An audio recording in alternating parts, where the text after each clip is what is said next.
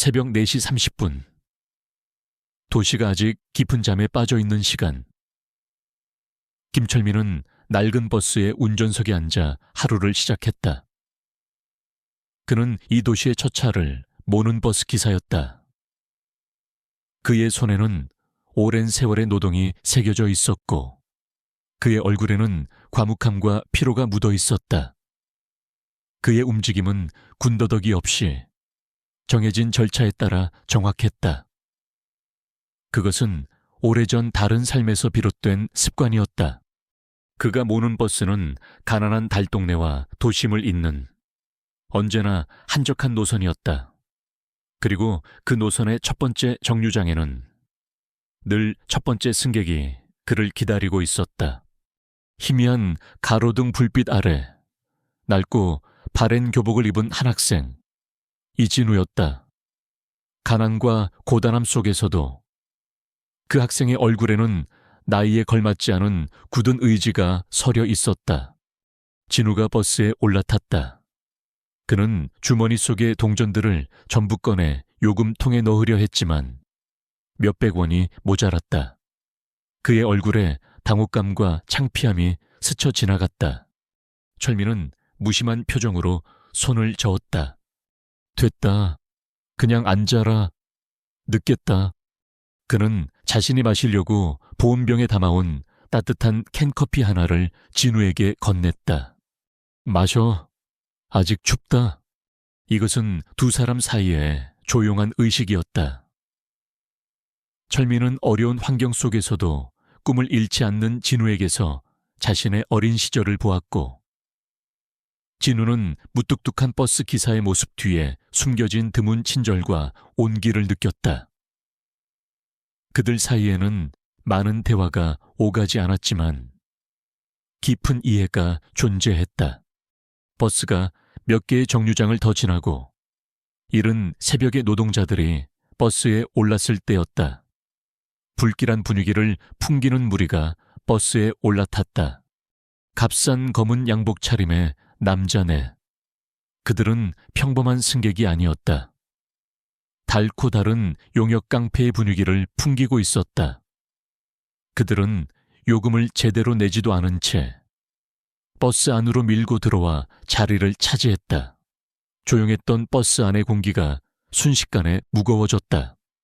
다음 정류장에서 한 할머니가 채소가 가득 담긴 상자를 들고 버스에 올랐다. 윤씨 할머니. 근처에서 작은 식당을 운영하는 성실하고 정직한 분이었다. 깡패들은 그녀를 알아보았다. 리더로 보이는 눈썹에 흉터가 있는 남자가 비열하게 웃었다. 어이구, 윤 여사님 아니셔. 아직도 그다 쓰러져가는 식당 운영하시나. 그들은 할머니의 주변을 둘러싸고 그녀가 자리에 앉지 못하게 막았다. 그리고는 노골적으로 시비를 걸기 시작했다. 우리 황 사장님께서 이제 인내심이 바닥나셨다는데 보상금도 두둑이 챙겨준다고 할 때 왜 그렇게 고집을 부리실까? 그들 중 하나가 할머니의 채소 상자를 거칠게 툭 쳤다. 상자가 바닥에 떨어지며 채소들이 버스 바닥으로 쏟아져 내렸다. 어이쿠, 내 실수. 다른 승객들은 공포에 질려 애써 창밖으로 시선을 돌렸다. 오직 학생 이진우만이 어쩔 수 없는 분노에 주먹을 꽉 쥔 채 그들을 노려보고 있었다.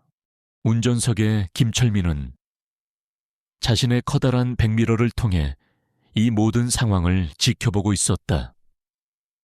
그의 무표정했던 얼굴이 차갑고 단단한 가면처럼 굳어졌다. 운전대를 잡은 그의 손 마디마디가 하얗게 변했다.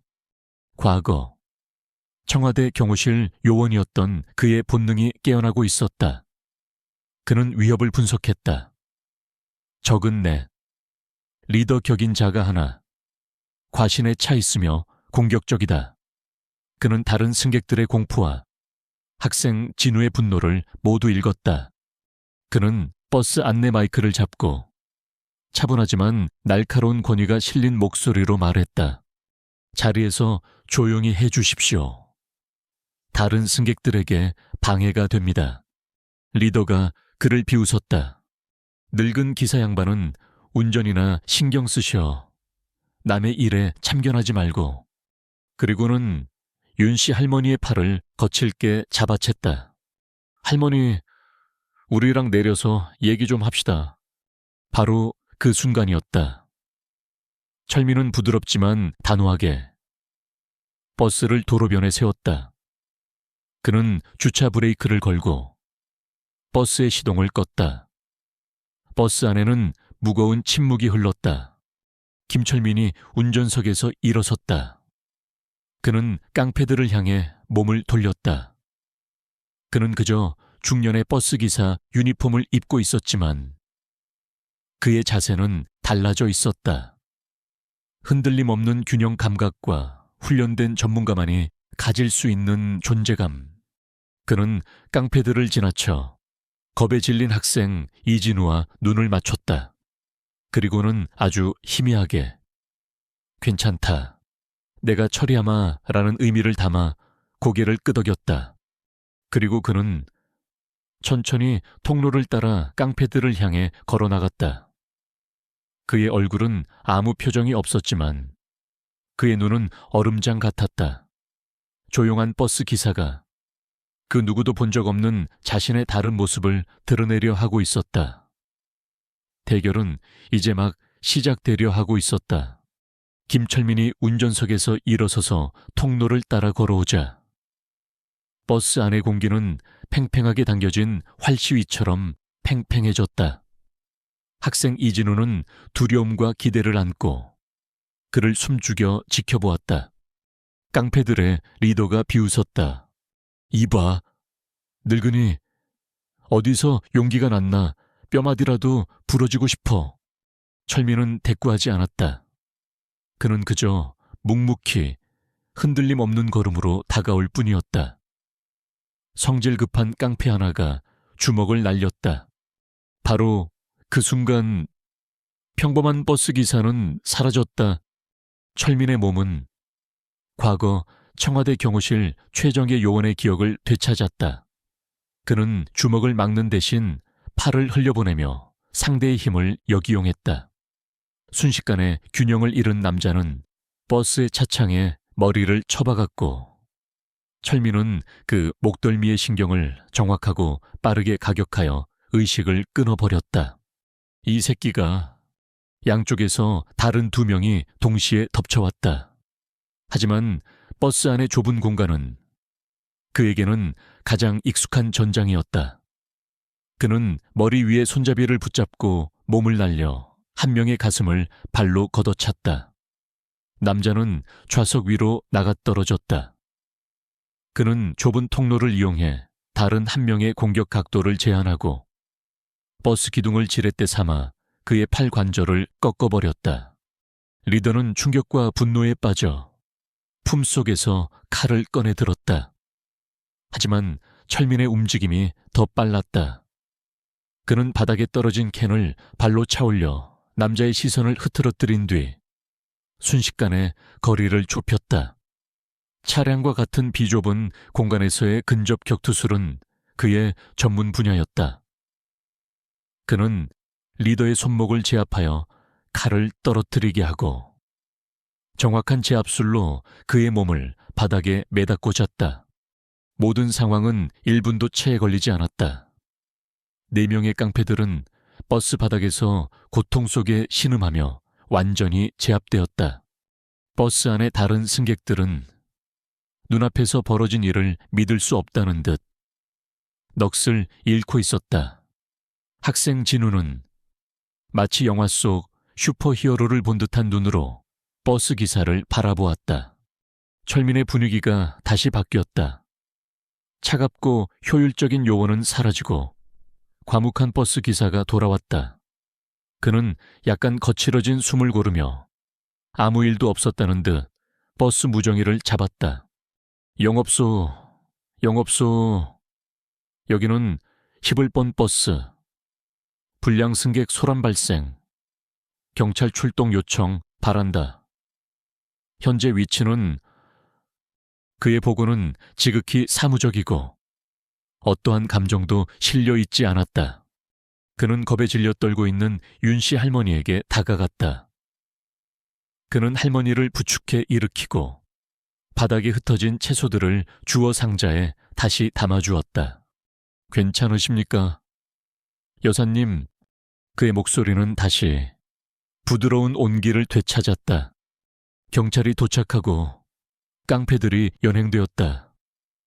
다른 승객들은 모두 한 목소리로 버스 기사의 영웅적인 행동에 대해 증언했다. 모든 상황이 정리된 뒤 철민은 다시 버스를 출발시킬 준비를 했다. 그때 학생 진우가 그에게 다가왔다. 그의 눈은 존경과 경외심으로 빛나고 있었다. 아저씨, 정말 대단하세요. 대체 누구세요? 철민은 그를 잠시 바라보았다.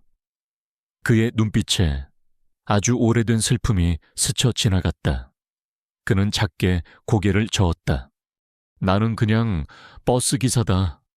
어서 자리에 앉아. 시간 맞춰가야지. 그는 방금 전에 일을 애써 부정하려는 듯 다시 자신의 역할로 돌아갔다. 버스는 아침 해를 받으며 다시 출발했다. 버스 안의 분위기는 완전히 달라져 있었다. 승객들은 존경과 약간의 두려움이 섞인 눈으로 자신들의 운전기사를 바라보았다. 진우는 자리에 앉아 방금 전의 싸움을 머릿속으로 되감았다. 그는 자신에게 매일 아침 따뜻한 커피를 건네던 이 조용한 버스 기사가 결코 평범한 사람이 아니라는 것을 깨달았다. 그는 숨겨진 과거를 가진 침묵의 수호자였다. 철민은 굳건하게 운전대를 잡았다. 하지만 그의 마음은 폭풍처럼 흔들리고 있었다. 그는 과거의 자신을 묻으려 했지만 오늘 그 유령이 다시 깨어나고 말았다. 그는 백미러를 통해 고마움이 가득한 눈으로 자신을 바라보는 윤씨 할머니의 얼굴을 보았다. 그는 알았다. 이것은 끝이 아니라는 것을. 그가 원했던 조용한 삶은 이제 끝났다는 것을. 다음 날, 김철민은 자신의 버스 노선이 끝나는 정류장 근처에 있는 윤씨 할머니의 작은 식당을 찾았다. 그의 근무는 끝났지만 마음속의 임무는 이제 막 시작된 참이었다. 식당 안에는 학교를 마치고 할머니를 도우러 온 학생 이진우가 있었다. 윤씨 할머니는 철민에게 고마움이 가득 담긴 따뜻한 식사를 내어주었다. 그녀는 더 이상 그를 평범한 버스 기사로 보지 않았다. 어르신은 대체 어떤 분이세요? 보통 운전기사처럼 보이지가 않아요. 꼭 군인처럼 싸우시던데. 학생 진우 역시 이 미스터리한 영웅의 정체를 알고 싶다는 듯 귀를 기울였다. 철민은 그의 친절하고 걱정스러운 얼굴을 보며 더 이상 진실을 숨길 수 없다고 판단했다. 그는 그녀에게 그리고 자기 자신에게 이 모든 과거의 빚을 갚아야만 했다. 그는 조심스럽게 질문을 던졌다. 여사님, 혹시 아드님 성함이 윤상호 아니었습니까? 그의 말에 할머니의 눈이 충격으로 커졌다. 숟가락을 든 그녀의 손이 허공에서 멈췄다.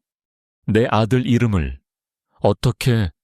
철민의 얼굴에 아주 오래된 고통이 서렸다. 그 녀석 제 직속 후배였습니다. 제 동생이나 다름없는 놈이었죠. 저희는 함께 청와대에서 근무했습니다. 그의 고백과 함께 잊고 싶었던 과거의 기억이 폭풍처럼 몰아쳤다. 10년 전 청와대 경내에서 벌어졌던 해외 귀빈 암살 시도 사건. 그 사건은 외부의 침입이 아니었다. 정치적 라이벌을 제거하기 위해 야심에 찬 한 상급자가 의도적으로 만들어낸 내부의 배신이었다. 혼란 속에서 그의 파트너이자 동생 같았던 윤상호는 그 부패한 상급자의 명령에 따라 가장 취약한 지점으로 보내졌다. 그리고 결국 모든 책임을 뒤집어 쓴 채 전술적 실수로 희생되었다. 철민은 모든 진실을 알고 있었지만 거대한 정치적 힘 앞에서 아무것도 할 수 없었다. 부패한 상급자는 그의 가족을 들먹이며 협박했고 결국 그는 불명예스럽게 경호실을 떠나야만 했다. 후배를 지키지도 진실을 밝히지도 못했다는 죄책감 속에서 그는 세상 속으로 숨어들었다. 하지만 그는 마음속으로 맹세했다. 언젠가 반드시 상호의 어머니만큼은 지키겠다고. 그가 이 한적한 버스 노선을 택한 이유도 매일 그녀의 작은 식당 앞을 지나가며 그녀의 안위를 살피기 위함이었다. 철민의 이야기가 끝나자 윤씨 할머니의 기억도 되살아났다. 그녀는 아들 상호가 입버릇처럼 말하던 선배님을 기억해냈다. 전설적인 요원이자 자신이 가장 존경하는 형님 같았던 사람. 김철민. 그녀는 식당 선반에서 낡고 빛바랜 액자 하나를 꺼내왔다. 그 안에는 늠름한 청와대 경호실 제복을 입은 아들 윤상호가 젊고 근엄한 표정에 김철민과 함께 서 있는 사진이 들어있었다. 우리 아들이 늘 말했어요. 선배님은 최고 중에 최고시라고. 마침내 가슴 아픈 재회가 이루어졌다. 조용한 버스 기사는 그녀의 아들이 목숨처럼 따랐던 전설적인 영웅이었다. 이 모든 것을 지켜보던 학생 이진우는 말을 잃었다. 그는 자신이 동경했던 조용한 남자가 가진 이야기의 깊이를 마침내 이해하게 되었다. 버스 안에서의 그 싸움은 우연이 아니라 해결되지 못한 두 과거의 충돌이었다. 철민을 향한 그의 존경심은 이제 흔들리지 않는 충성심으로 변해가고 있었다. 조용한 식당 안, 과거의 무게를 짊어진 보호자와 아들의 죽음에 얽힌 진실을 마주한 어머니, 그리고 진정한 의리의 의미를 목격한 젊은 학생. 세 사람은 이제 하나의 운명으로 묶였다. 철민이 윤씨 할머니를 바라보며 말했다. 여사님의 식당을 노리는 황 사장. 그놈은 상호의 죽음을 초래한 자들과 한패입니다. 이것은 단순히 땅 싸움이 아닙니다. 10년 전에 시작되었던 싸움을 이제는 끝내야 할 시간입니다. 속죄를 위한 그의 개인적인 여정은 이제 정의를 위한 공동의 전쟁이 되었다. 그는 더 이상 혼자가 아니었다. 그에게는 싸워야 할 이유가 있었고 함께 싸울 동지들이 있었다. 그의 어깨를 짓누르던 짐은 여전히 무거웠지만 이제 그것은 함께 나눌 수 있는 무게가 되었다. 황 사장은 버스 안에서의 처참한 실패를 보고받았다. 그는 분노했지만 동시에 흥미를 느꼈다. 늙은 버스 기색에서 나온 전문가의 움직임. 그는 자신의 오른팔에게 지시했다. 더 이상 저급한 깡패들은 쓰지 마. 저 할망구의 숨통을 서서히 조여. 가진 모든 것을 잃고 스스로 무너지게 만들어. 그날 이후 윤씨 할머니의 작은 식당을 향한 보이지 않는 압박이 시작되었다. 갑자기 식당은 구청의 위생, 소방, 세무 등 온갖 부서의 불시 점검에 시달리기 시작했다. 점검을 나온 공무원들은 사소하고 교묘한 꼬투리를 잡아 시정명령서와 과태료를 남발하며 영업 정지를 시킬 것이라고 협박했다. 황 사장과 결탁한 부패한 공무원들의 조직적인 움직임이었다. 오랜 시간 거래해온 식자재 납품업체들은 갑자기 사정이 생겼다며 거래를 끊었다. 고기 배달은 실수로 상해서 도착했고 채소 트럭은 고장이 났다며 오지 않았다. 식당의 생명줄이 서서히 끊어지고 있었다. 인터넷과 동네에는 식당의 위생이 불결하고 저급한 재료를 쓴다는 악의적인 소문이 퍼지기 시작했다. 가짜 악성 리뷰가 식당의 평판을 무너뜨렸고 단골 손님들의 발길도 점점 뜸해졌다. 매일 퇴근 후 식당을 찾는 것이 일상이 된 김철민은 이 모든 것이 식당 주인의 의지를 꺾기 위한 잘 짜인 공격이라는 것을 꿰뚫어 보고 있었다. 그는 이제 청와대 경호실 요원 시절의 기술을 이용해 방역을 시작했다. 그는 모든 점검 과정을 꼼꼼히 기록하고 촬영했으며 공무원들의 절차상 오류를 조목조목 지적했다. 그의 침착하고 흔들림 없는 태도와 법규에 대한 해박한 지식은 부패한 공무원들을 오히려 당황하게 만들었다. 그는 할머니를 도와 공식적으로 민원을 제기하며 그들이 불법적으로 행동하기 어렵게 만들었다. 그는 자신의 낡은 차를 몰아 할머니와 함께 도시 외곽의 소규모 농장과 시장을 돌며 새로운 식자재 공급처를 확보했다. 그리고 이 정보전에는 학생 이진우가 중요한 역할을 했다. 그는 자신의 컴퓨터 실력을 이용해 인터넷에 퍼진 가짜 뉴스와 악성 리뷰에 맞서 싸웠다. 그는 식당의 진짜 역사와 할머니의 정직함에 대한 글을 블로그에 올렸고 그의 글은 작은 온라인 커뮤니티를 통해 조금씩 퍼져나가기 시작했다. 한편 황 사장의 부하들은 김철민의 뒷조사를 계속하고 있었다. 그의 기록은 대부분 봉인되어 있었지만 황 사장은 자신의 정치적 인맥을 총동원해 마침내 그의 봉인된 파일을 열람하는 데 성공했다. 전직 청와대 경호실 최정예 요원. 10년 전 의문의 사건으로 불명계 퇴직. 황 사장은 이제 이 버스 기사가 자신에게 얼마나 위험한 존재인지 깨달았다. 그는 직접적인 메시지를 보내기로 결심했다. 어느 날 저녁, 철민이 버스 차고지에서 집으로 향하던 길목의 어두운 골목에서 황 사장의 신복이 그의 앞을 막아섰다. 이것은 싸움이 아니었다. 경고였다. 황 사장님께서 자네가 누구인지, 아니, 과거에 무엇이었는지 알게 되셨네. 왜 그 좋은 직장을 그만두고 이런 시궁창에서 사는지 기억해보라고 전하더군. 그냥 버스 운전이나 하면서 조용히 사는 게 어때? 자네 가족들이 10년 전 윤상호 그 친구네 가족처럼 되는 걸 원치는 않을 테니 말이야. 그것은 철민의 가족을 직접적으로 겨냥한 치명적인 협박이었다. 신복이 사라진 뒤 철민은 골목에 홀로 서 있었다. 그가 조용한 삶을 택한 이유는 바로 가족을 지키기 위함이었다. 하지만 이제 가족을 지키기 위해서는 싸워야만 했다.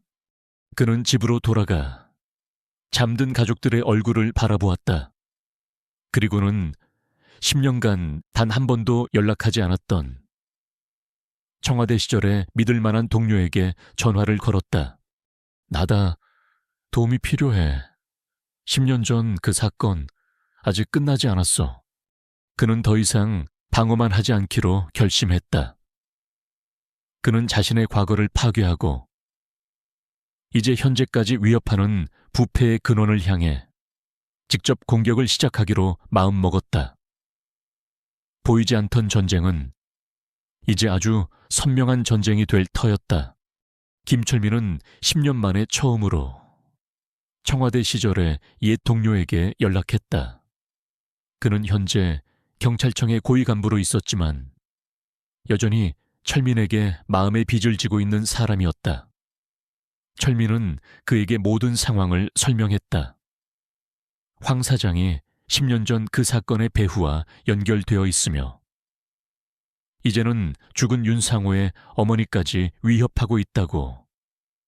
그는 동료에게 황 사장과 그와 결탁한 부패한 정치인의 연결고리를 내부에서부터 파헤쳐달라고 부탁했다. 한편 학생 이진우는 김철민의 충실한 추종자가 되어 있었다. 그는 학교가 끝나면 매일같이 윤씨 할머니의 식당으로 와 이를 돕는 척하며 식당 주변을 경계하는 자신만의 임무를 수행하고 있었다. 그는 식당을 홍보하는 작은 SNS 페이지를 만들어 운영했고 그의 진심 어린 글은 조금씩 사람들의 입소문을 타기 시작했다. 그는 자신이 김철민이라는 작은 군대의 어린 병사가 된 것 같아 자랑스러웠다. 그의 눈에 철민은 진정한 어른이자 남자의 표상이었다. 강하고 과묵하며 불의에 타협하지 않는 그 역시 그런 사람이 되고 싶었다. 자신에 대한 조사가 시작되었음을 눈치챈 황 사장은 초조해졌다. 그는 더 이상 시간을 끌 수 없다고 판단하고 마지막 경고로서 식당에 치명적인 타격을 입히기로 결심했다. 그는 부하들을 시켜 늦은 밤 식당에 불을 지르라고 명령했다. 단순한 정의 누전이나 가스 누출 사고로 위장하여 할머니의 재기 의지를 완전히 꺾어버릴 생각이었다. 그날 밤 늦게까지 독서실에서 공부를 하고 집으로 가던 진우는 식당 뒷골목에서 서성이는 수상한 남자들을 목격했다. 그는 직감적으로 위험을 느끼고 몸을 숨겼다. 그는 남자들이 식당의 낡은 가스 배관을 조작하는 것을 보았다. 그는 싸울 수 없다는 것을 알았다. 그는 철민이라면 어떻게 했을지를 생각했다. 그리고 용기를 냈다. 증거를 남기는 것. 그는 주머니 속에 스마트폰을 꺼내 멀리서 그들의 얼굴과 범행 장면을 녹화하기 시작했다. 하지만 그 순간 한 남자가 그의 휴대폰에서 새어나오는 작은 녹화 불빛을 발견했다. 저기 꼬마 새끼가 있어. 남자들은 작업을 중단하고 증거를 없애기 위해 진우를 향해 달려들었다. 진우는 필사적으로 도망쳤지만 막다른 골목에 갇히고 말았다. 이제 그에게 남은 것은 끔찍한 폭력뿐인 듯했다. 바로 그때 어둠 속에서 한 그림자가 나타났다. 김철민이었다. 그는 할머니에게서 이상한 소리가 들린다는 연락을 받고 혹시나 하는 마음에 달려온 길이었다. 이번 싸움은 달랐다. 그는 더 이상 단순한 깡패들을 상대하는 것이 아니었다. 그는 자신이 아끼게 된 이 용감한 학생을 지키기 위해 싸워야 했다. 그의 움직임에는 보호자의 분노가 실려 있었다. 그는 맹렬하게 그리고 압도적으로 침입자들을 제압했다. 싸움이 끝나고 그는 진우가 무사한지 살폈다. 그리고 소년의 손에 들린 휴대폰 속 영상을 보았다. 그의 얼굴에 분노와 자랑스러움이 뒤섞인 복잡한 표정이 스쳐 지나갔다. 어리석은 짓이었어. 철민이 엄하게 말했다. 진우는 떨고 있었지만 눈빛만은 단호했다. 하지만 옳은 일이었잖아요. 아저씨라면 그렇게 하셨을 테니까요. 그 순간 두 사람의 관계가 변했다. 더 이상 친절한 버스기사와 감사함을 느끼는 학생이 아니었다. 스승과 제자, 지휘관과 그의 충성스러운 병사. 철민은 휴대폰을 넘겨받았다. 이 영상은 황 사장의 범죄를 직접적으로 증명할 수 있는 결정적인 증거였다. 그는 이제 알았다. 이 실패 이후 황 사장은 더 이상 방화범을 보내지 않을 것이다. 그는 이제 킬러를 보낼 것이다. 마지막 결전이 임박했다. 그날 밤 식당 앞에는 세 사람이 함께 서 있었다. 김철민, 윤씨 할머니, 그리고 이진우. 그들은 거대한 적 앞에서 피로 맺어지지 않았지만 그보다 더 끈끈한 하나의 작은 가족이 되어 있었다. 철민은 진우의 어깨에 손을 얹었다. 그는 이제 목숨을 걸고 지켜야 할 사람이 한 명 더 늘었다는 것을 알았다. 판도는 그 어느 때보다도 커져 있었다. 김철민은 경찰청의 동료로부터 황 사장이 그날 밤 식당을 완전히 불태우기 위해 전문 해결사 팀을 고용했다는 정보를 입수했다. 그는 작은 식당에서는 전문적인 공격을 막아낼 수 없다는 것을 알았다. 그는 전장을 직접 선택해야만 했다. 그가 그 누구보다 잘 아는 곳, 바로 버스 차고지였다. 그는 황 사장의 감시망에 일부러 거짓 정보를 흘렸다. 자신과 윤 씨 할머니, 그리고 학생 이진우가 증거물을 가지고 경찰의 보호를 받기 위해 밤에 버스 차고지에서 만나기로 했다는 내용이었다. 그것은 미끼였다. 그는 실제로 윤 씨 할머니와 진우를 경찰 동료의 도움을 받아 안전한 장소로 피신시켰다. 그리고 그는 홀로 버스 차고지로 향했다. 밤의 버스 차고지는 잠든 거인들처럼 버스들이 줄지어 서 있는 거대하고 으스스한 공간이었다. 철민은 이곳을 자신의 요새로 만들기 시작했다. 그는 여러 대의 버스를 직접 운전해 좁은 통로와 막다른 길, 그리고 기습에 용이한 지점들이 가득한 거대한 미로를 만들었다. 그는 버스의 모든 사각지대를 알고 있었다. 그는 버스의 연료를 일부 빼내 불을 붙일 수 있는 방어선을 만들었다. 그는 무거운 폐타이어들을 굴러 내려오는 장애물로 설치했고, 버스의 강력한 경적을 앞정줄에 연결해 소음 함정을 만들었다. 모든 준비를 마친 그는 미로의 중심에 있는 한 버스를 자신의 지휘소이자 마지막 방어 거점으로 삼았다. 자정이 되자 황 사장이 보낸 해결사 팀이 도착했다. 그들은 소리 없이 전문가답게 움직였다. 그들은 텅 빈 차고지를 손쉬운 사냥터라고 생각하며 흩어져서 수색을 시작했다. 그들은 자신들이 거대한 미로 속으로 제 발로 걸어 들어왔다는 사실을 알지 못했다. 전투가 시작되었다. 철민은 자신만의 왕국 안에서 유령처럼 움직였다. 그는 한 버스의 시동을 원격으로 조작하는 비상기술을 이용해 텅 빈 버스를 굴러가게 만들어 적들의 대열을 흩어놓았다. 그는 자신이 만들어 놓은 좁은 통로로 적들을 유인해 한 번에 한두 명씩 상대하며 자신의 근접 격투술로 그들을 제압했다. 버스 안, 버스 밑, 버스와 버스 사이, 차고지의 모든 공간이 그의 전장이었다.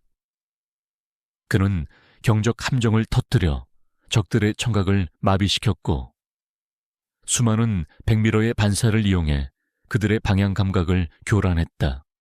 해결사 팀의 리더는 자신이 전술적으로 완벽하게 농락당하고 있다는 사실을 깨닫고 분노했다.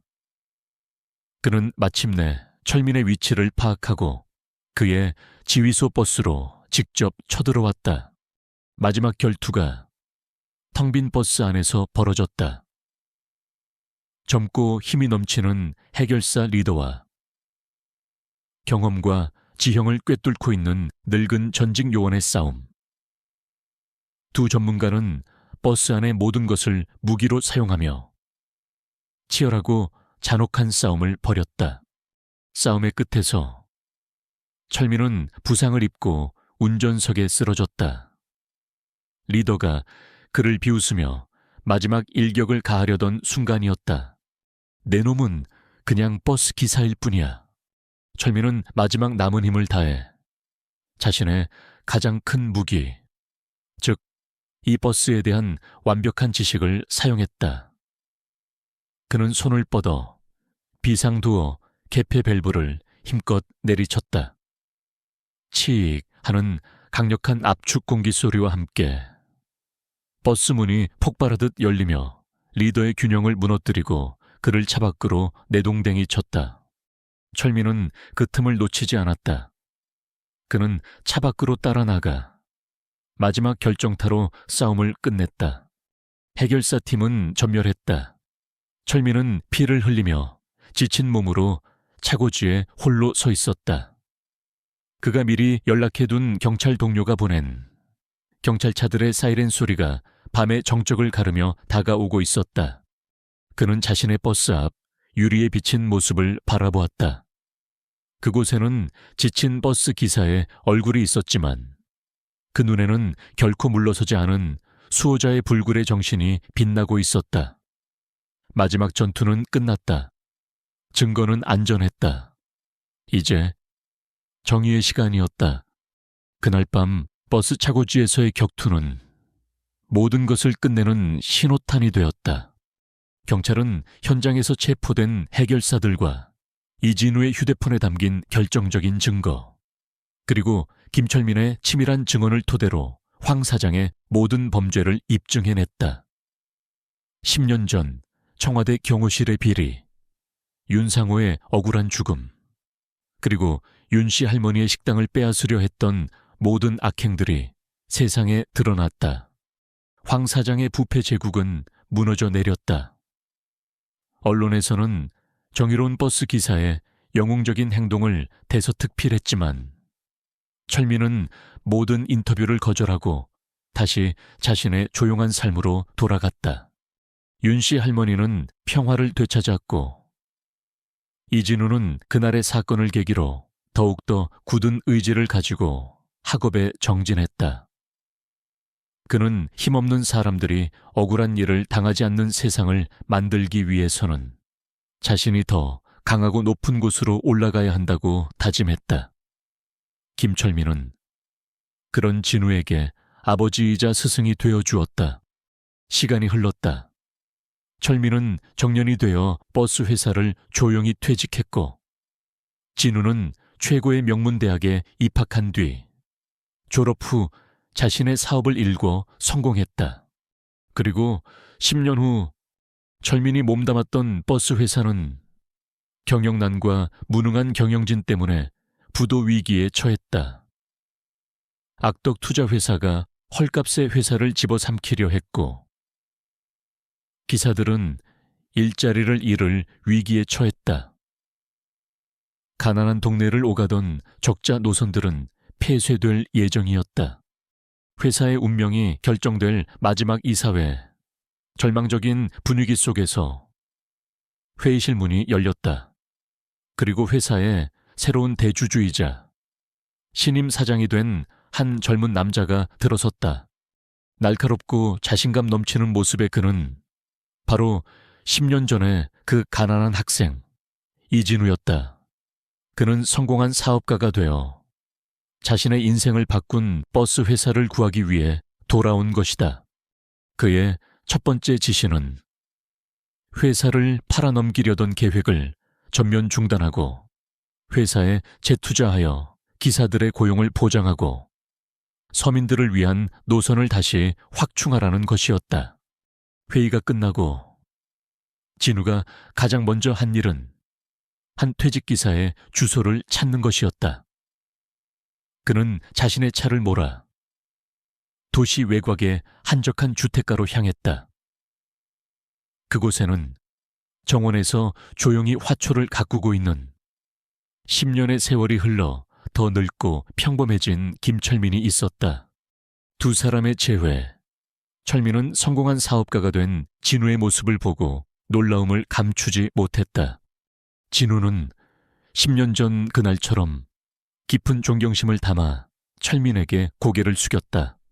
아저씨, 기억 못하시겠지만 10년 전 아저씨께서 건네주신 따뜻한 커피 한 잔과 차비 몇백 원이 제 인생을 바꿨습니다. 진정한 어른이, 진짜 남자가 어떻게 살아야 하는지를 보여주셨습니다. 지금의 저는 모두 그날 첫 차에서 아저씨가 보여주신 친절 덕분입니다. 그리고 그는 자신의 진짜 목적을 말했다. 혼자서는 이 회사를 다시 일으킬 수 없습니다. 누구보다 기사님들의 마음을 잘 알고 승객들을 위하는 분의 지혜가 필요합니다. 제 고문이 되어 저와 함께 이 회사를 다시 살려주시겠습니까? 두 남자는 함께 서서 버스 노선도를 내려다보았다. 과묵했던 늙은 수호자와 그에게 영감을 받아 성공해서 돌아온 젊은이, 조용한 삶을 원했던 철민은 은퇴 후 새로운 사명을 찾았다. 친절을 받았던 소녀는 수십 배의 친절로 보답하기 위해 돌아왔다. 친절의 순환은 그렇게 완성되고 있었다. 첫 차를 몰던 침묵의 운전기사의 유산은 이제 한 회사를 넘어 도시 전체를 다시 따뜻하게 달릴 준비를 하고 있었다. 한 버스 기사의 작은 친절에서 시작되어 10년의 세월을 뛰어넘어 완성된 이 이야기에 함께해 주셔서 진심으로 감사합니다. 김철민과 이진우의 이야기가 여러분의 마음속에 따뜻한 감동과 함께 우리가 서로에게 건네는 작은 온기가 얼마나 큰 기적을 만들어낼 수 있는지에 대한 희망의 메시지로 남기를 바랍니다. 우리의 삶 속에는 이름도 얼굴도 모르는 수많은 김철민 기사님들이 각자의 자리에서 묵묵히 세상을 따뜻하게 만들고 있을 것입니다. 그리고 그들의 친절을 씨앗 삼아 언젠가 멋진 어른이 되어 돌아올 수많은 이진우 학생들이 자라나고 있을 것입니다. 부디 이 이야기가 여러분의 가슴에 오랫동안 따뜻한 여운을 남기기를 소망하며 저는 또 다른 흥미로운 이야기로 여러분을 찾아뵙겠습니다. 함께해 주셔서 다시 한번 깊이 감사드립니다.